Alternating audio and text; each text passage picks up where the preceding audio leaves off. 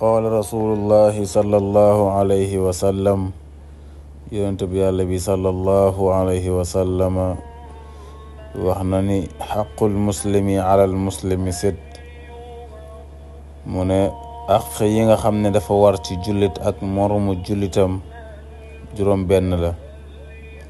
qiila maa hunna ya rasulallah, ñu laaj ko ni ko yow mi yàlla yónni juróom benn yooyu yan la.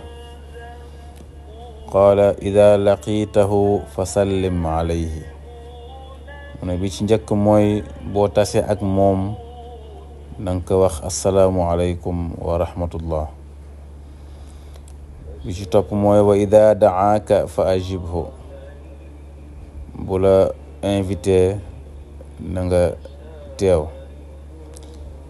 bi ci toppaat mooy wa ida stansaxaka fa ansax lahu, bu sàkkoo ci yow pour nga laaye ko biir na nga ko laaye biir.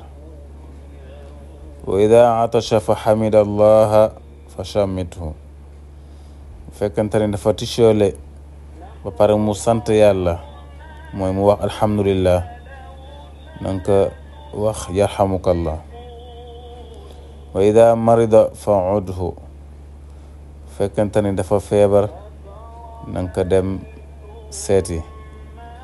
wa ida maata fattabi'hu, bu yàlla dogle yow mu génn àdduna na nga bokk ci ñii di ànd ak néew bi pour jébbal ko boromam. saxiix muslim. yàlla ñu yàlla may dégg ak topp.